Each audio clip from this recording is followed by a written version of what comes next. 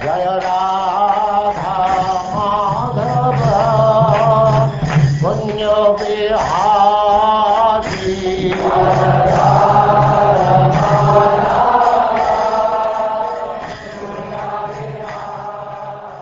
And now chapter 52, Rukmini's message to Lord Krishna.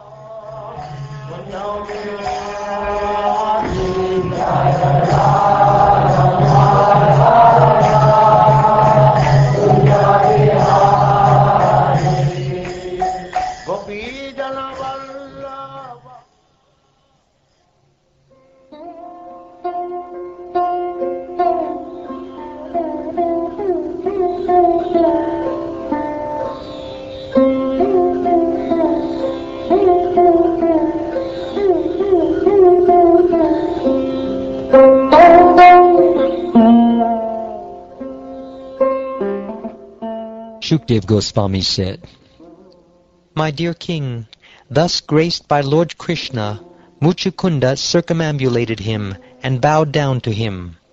Then Muchukunda, the beloved descendant of Ikshvaku, exited through the mouth of the cave. Seeing that the size of all the human beings, animals, trees, and plants was severely reduced, and thus realizing that the age of Kali was at hand, Muchukunda left for the north. The sober king, beyond material association and free of doubt, was convinced of the value of austerity. Absorbing his mind in Lord Krishna, he came to Gandhamadan mountain. There he arrived at Badarik Ashram, the abode of Lord Narayan, where, remaining tolerant of all dualities, he peacefully worshipped the Supreme Lord Hari by performing severe austerities. The Lord returned to Mathura, which was still surrounded by Yavanas. Then he destroyed the army of barbarians and began taking their valuables to Dwarka. As the wealth was being carried by oxen and men under Lord Krishna's direction, Jarasandha appeared at the head of 23 armies.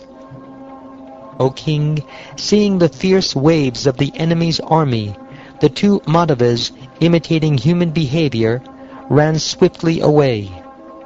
Abandoning the abundant riches, fearless but feigning fear, they went many yojanas on their lotus-like feet. When he saw them fleeing, powerful Jarasandha laughed loudly and then pursued them with charioteers and foot soldiers. He could not understand the exalted position of the two lords.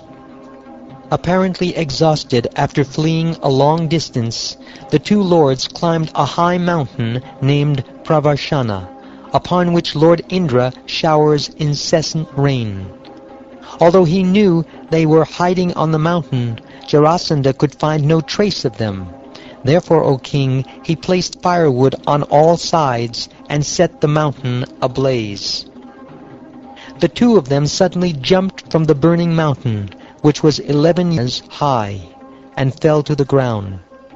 Unseen by their opponent or his followers, O king, those two most exalted Yadus returned to their city of Dwarka, which had burned to death in his vast military force. As ordered by Lord Brahma, Raivata, the opulent ruler of Arnata, gave Lord Balaram his daughter Raivati in marriage. This has already been discussed. O hero among the Kurus, the Supreme Lord himself, Govinda, married Bhishmaka's daughter, Vaidarbi, who was a direct expansion of the goddess of fortune. The Lord did this by her desire, and in the process he beat down Shalva and other kings who took Shishupal's side. Indeed, as everyone watched, Sri Krishna took Rukmini just as Garuda boldly stole nectar from the demigods. O Shukdev Goswami, the Supreme Lord married Rukmini, the beautiful-faced daughter of Bhishmaka, in the Rakshasa style, or so I have heard. My lord, I wish to hear how the immeasurably powerful Lord Krishna took away his bride while defeating such kings as Magadha and Shalva. What experienced listener, O Brahman, could ever grow satiated while listening to the pious, charming, and ever-fresh topics of Lord Krishna, which cleanse away the world's contamination?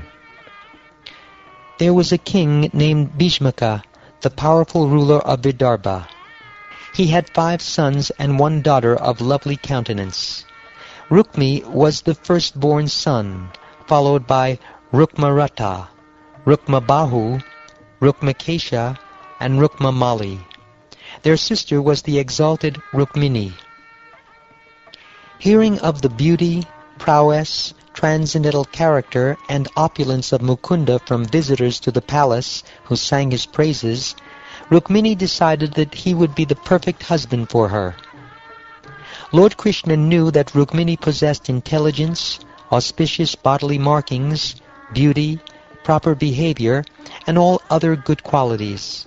Concluding that she would be an ideal wife for him, he made up his mind to marry her.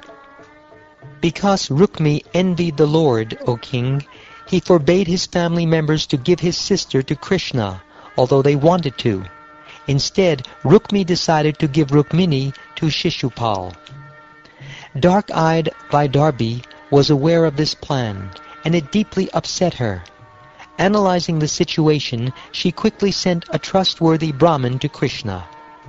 Upon reaching Dwarka, the Brahmin was brought inside by the gatekeepers, and saw the primeval personality of Godhead sitting on a golden throne. Seeing the Brahmin, Sri Krishna, Lord of the Brahmins, came down from his throne and seated him. Then the Lord worshipped him just as he himself is worshipped by the demigods. After the Brahmin had eaten and rested, Sri Krishna, the goal of saintly devotees, came forward, and while massaging the Brahmin's feet with his own hands, he patiently questioned him as follows.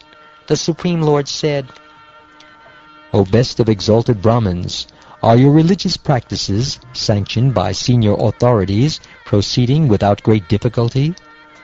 Is your mind always fully satisfied? When a Brahmin is satisfied with whatever comes his way, and does not fall away from his religious duties, those very religious principles become his desire cow, fulfilling all his wishes. An unsatisfied Brahmin wanders restlessly from one planet to another, even if he becomes king of heaven.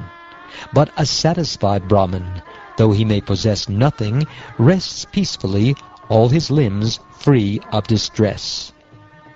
I repeatedly bow my head in respect to those Brahmins who are satisfied with their lot.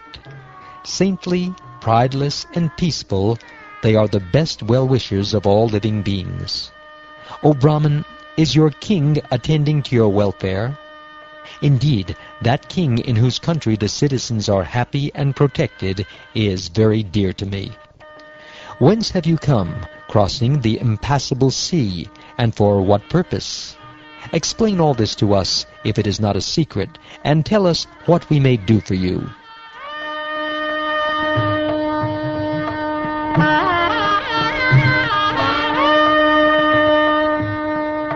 Thus questioned by the Supreme Personality of Godhead, who incarnates to perform his pastimes, the Brahmin told him everything. The Brahmin read the words of Rukmini to the Lord, saying, "O beauty of the worlds, having heard of your qualities, which enter the ears of those who hear, and remove their bodily distress, and having also heard of your beauty, which fulfills all the visual desires of those who see, I have fixed my shameless mind upon you, O Krishna. O Mukunda, you are equal only to yourself in lineage, character, beauty, knowledge, youthfulness, wealth, and influence. O lion among men, you delight the minds of all mankind. What aristocratic, sober-minded, and marriageable girl of good family would not choose you as her husband when the proper time has come?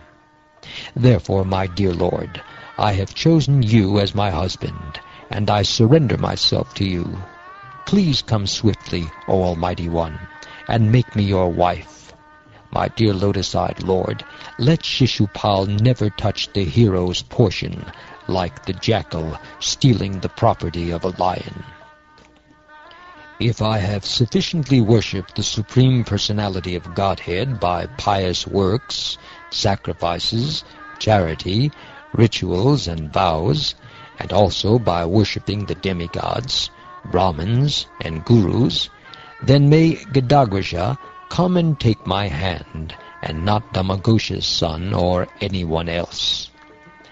O unconquerable one, tomorrow when my marriage ceremony is about to begin, you should arrive unseen in Vidarbha, and surround yourself with the leaders of your army.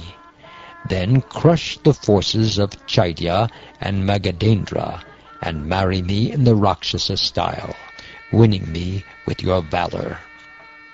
Since I will be staying within the inner chambers of the palace, you may wonder, how can I carry you away without killing some of your relatives? But I shall tell you a way. On the day before the marriage, there is a grand procession to honor the royal family's deity, and in this procession the new bride goes outside the city to visit goddess Girija. O lotus-eyed one, great souls like Lord Shiva hanker to bathe in the dust of your lotus feet, and thereby destroy their ignorance. If I cannot obtain your mercy, I shall simply give up my vital force, which will have become weak from the severe penances I will perform. Then, after hundreds of lifetimes of endeavor, I may obtain your mercy. This is the confidential message I have brought with me, O Lord of the Yadus. Please consider what must be done in these circumstances, and do it at once.